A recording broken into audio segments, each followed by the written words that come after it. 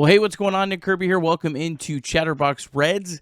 Going to talk a little bit today about the fences potentially maybe getting moved in the future Great America Ballpark. Some comments from Joey Votto that found interesting. And Jim Day, he also had some interesting comments on this as well. Just want to share kind of my thoughts on this interesting topic. If you're watching here on YouTube, want to make sure you are aware we are doing podcasts every single day during spring training, recapping every single game. The Reds on Tuesday defeated the Kansas City Royals 5-4. Pretty exciting game. Reds had a late rally late. Every single game, I will recap that in podcast form, audio only. So we won't have YouTube videos. That's a little too complicated for spring training games every single day. But that'll be in your podcast feed every morning, so be sure to check that out. And then we'll do some interviews and stuff or some more interesting conversation like I'm doing right now, and we'll also put that into the podcast as well. So we'll put those videos up on YouTube for you when we do interviews, things like that. But the daily recaps, if you're wanting to hear about what's going on with the games, we'll put some player interviews into the podcast feed, all that kind of stuff. Just kind of to keep you rolling every single day. We try to keep those very short, try to keep those under 20, 25 minutes at the most. And then on the weekends, we have it very short where it's literally just recapping the game, 5-10 minutes max, and that's it. Get on with your day. So Chatterbox Reds everywhere that you get podcasts. All right, so before we talk about moving the fences in, let's make sure you understand the comments from Joey Votto. Joey Votto was on the Jim Day podcast. It would certainly recommend you check out that full interview. I think it was over an hour and 20 minutes. It was a very long interview, but this is a clip of him talking about potentially. All right, I'm not going to let this go by. You said, does GABP move the fences back? What says Joey Votto? Well, I mean, all of a sudden we talk about this, we're spending somebody else's money, right? It would take tens of millions of dollars, yes. I've always thought that the first couple rows.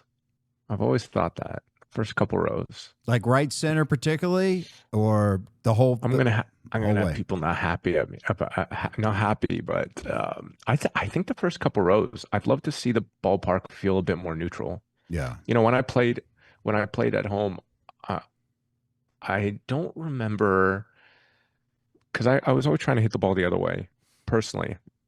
But I always remember there being a homer here or there that would creep out. And then I always felt like it kind of suppressed, like you mentioned, the doubles and the triples, the plays at the plate, yeah, the first to homes, the second to homes. I always felt like the game was on you. And I don't know. What do you think, Jim? I think, again, I don't want to spend anyone else's money, but yeah, I think it would be. If they could do it, yes. I mean, Aaron Harang used to talk about was the king of giving up, unfortunately, those first or second row home runs in right center in particular. And he was always like, just give me one row. Just take out one. One, maybe two rows. I think it would make a difference. Long term, it might happen at Great American Ballpark. I don't know. And I'm not. You think so? I'm not. Well, if they're getting involved and they're doing a study right now of how to either beautify or renovate Great American Ballpark a little bit, I think, and I have zero inside information. I mean, none. This is just me talking, people. So don't think that I know anything. But I do think that if they do anything, it will be with the outfield. That they won't mess with they'll dress up, the main part of the ballpark. But I could see them just getting rid of the outfield and redoing it. What does that mean? That means tearing it all that down in left field and right field and starting over.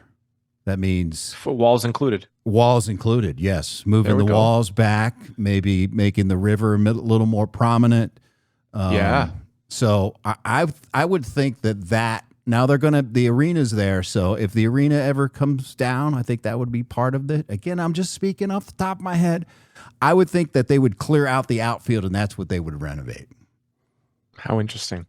All right, so some interesting comments there from Joey Votto and from Jim Day. So my thoughts on the fences being moved in at Great America Ballpark. I had always been a guy that was very much against this idea. I absolutely hated it. I loved Great American Ballpark the way it is. I kind of like the short porch and the action that it brings and the home runs, and I kind of like that it was called Great American Small Park. I thought it kind of gave the stadium its own character. You know, when teams came in to Great American Ballpark, it makes them think. It's like, oh, we're one of this stadium where the balls fly out, and it's so short out to right field. And I kind of like that was that it's kind of part of the GABP identity. But the more time's gone on, and especially last year saw over 1,000 at-bats from the combination of Gavin Lux, Santiago Espinal, and Jose Trevino. Not exactly power hitters. Kind of makes you think, would it be in the Reds' best interest to move the fences back? And I think the answer clearly at this point is yes. Now, I say that, and you have to also not make a short-term decision here as well. Because in some ways, Great American Ballpark was built with the thought of this is going to really help Ken Griffey Jr. and Adam Dunn, which, yeah, it did, but those guys didn't, obviously play for the Reds for more than 4 or 5 years after that, and that was it. And they didn't win even with those guys with the ballpark because they didn't have any pitching whatsoever, and the pitching kind of got exposed in their small ballpark. So I don't think just because the Reds' main focus is pitching and they don't have necessarily a ton of power right now is why you should do this. But the more time that's gone on and you think about, what it takes and what it costs, the cost of pitching is less than the cost of power hitting. And there's a graphic that if you're watching, I'll put up here on the screen for you that kind of breaks it all down. And when you think about the small market teams that have had success and that the Reds should model after, at least in my opinion, it's the Brewers and the Guardians. Those teams are built on pitching, especially the Guardians. They don't have power hitting at all. Very little. They had Jose Ramirez, I think, just about last year. They don't have a ton of power. And so for the Reds, it seems like that's probably the best kind of path going forward in order to build a team that you can sustain with. It seems like the Reds are able, and they've done a pretty good job of drafting and developing these athletes, and they haven't done a good job of developing power hitters, at least developing power hitters that can play every day in the big leagues. So, yeah, I think it clearly clearly it would make full sense to move the fences back. But as Jim Day brought it up, and I was thinking a little bit more, it is obviously a little bit more complex than that. This would cost a lot of money to move the fences back. It's not we'll throw a little bit of money at it. This is going to cost millions and millions and millions of dollars to move the fences back. And so I don't think it's something that's going to be lightly, but I thought Jim Day's comments were really interesting, and basically that he summarized, and he said he didn't have any inside information, and I'm not saying he doesn't. I don't think he does, but I think his thoughts on this were spot on. I think it totally makes sense that if you're going to move the fences back, you would do it with a renovation project. And obviously, I think the Reds are going to look for funding from the city for any sort of renovation prospects, just like they did with the ballpark. And you can, that whole political thing, you could talk however you want about that, but that's the reality of it. They're going to do that.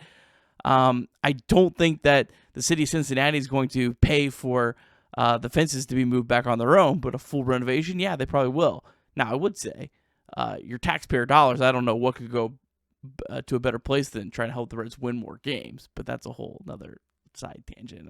I'm obviously joking here, but it does make sense. Like the way Jim Day said it, they just do a whole renovation, they move it back then, and by then I'm sure the Reds will be a power hitting team and not a pitching team anymore, and things will flip, and it is what it is. But I do think long term, it makes the most sense to move the fences back.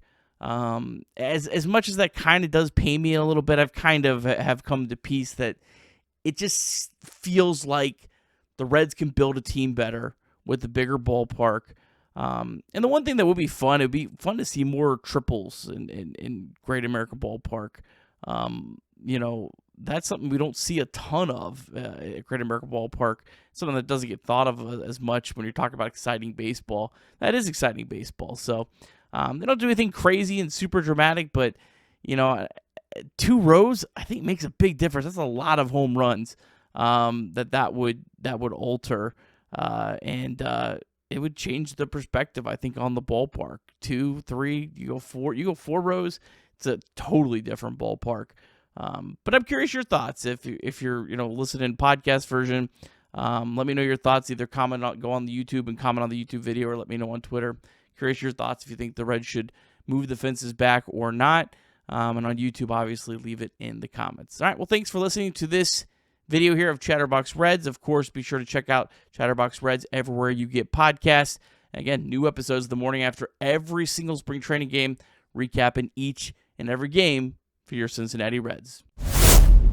Deep South Commodities is a proud supporter of Chatterbox Reds and our Deep Drive of the Day, and DSC is a leader in renewable commodities for biofuel production, specializing in used cooking oil collection, aggregation, and sales. Visit www.deepsouthcommodities.com for more information. Thanks as always to our friends at DSC. And we also want to remind you that you can call or text 988 anytime, day or night. The 988 Suicide and Crisis Lifeline is a place to get support for anything related to mental health. Whether it's an immediate crisis, simply wanting to find out how to connect with care, or anything in between, it's a 100% confidential, secure, and anonymous way to reach out for help when you don't know where else to turn. To connect, call or text 988 or visit mantherapy.org to get help. It's okay not to be okay.